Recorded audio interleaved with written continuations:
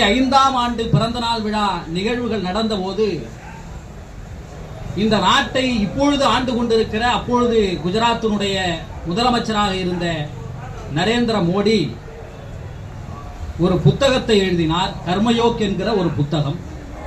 அந்த புத்தகத்திலே மலத்தை அள்ளுகிற தீண்டத்தகாத மக்கள் அதை கடவுளுக்கு செய்கின்ற சேவையாக எடுத்து செய்ய வேண்டும், அது அவர்களுக்கு வழங்கப்பட்டிருக்கிற விதி என்று அந்த மக்களை இழிவுபடுத்தி எழுதியிருந்தார்.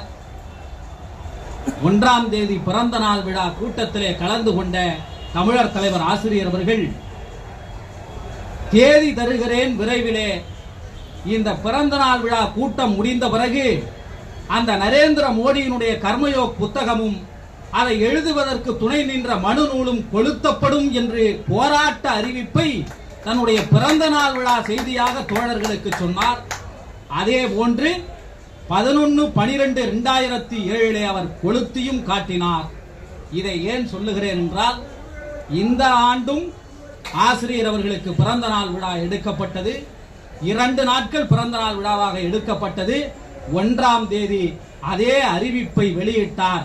அந்த நரேந்திர மோடியினுடைய சொல்படி இங்கு ஆடிக்கொண்டிருக்கிற ஆரிய ஆளுநரனுடைய கண்டித்து ஆர்ப்பாட்டம் நடத்தப்படும் என்று பிறந்த நாள் விழாவிலே போராட்ட அறிவிப்பை ஆசிரியர் வீரமணி அவர்கள் வெளியிட்டார். அதையும் ஆசிரியர் அவர்கள் நிறைவேற்றி காட்டியிருக்கிறார். 75வது பிறந்த நாள் விழாவிலிருந்து 93வது பிறந்த நாள் வரை வருடங்கள் உருண்டோடி கொண்டிருக்கிறது. ஆனால் ஆசிரியர் வீரமணி அவர்கள் அன்றைக்கும் போராட்ட களத்தில் இருந்தார், இன்றைக்கும் போராட்ட களத்தில் இருந்தார். களத்தில் வீரமணி என்பதுதான் தமிழ்நாட்டினுடைய வரலாறாக இருக்கிறது.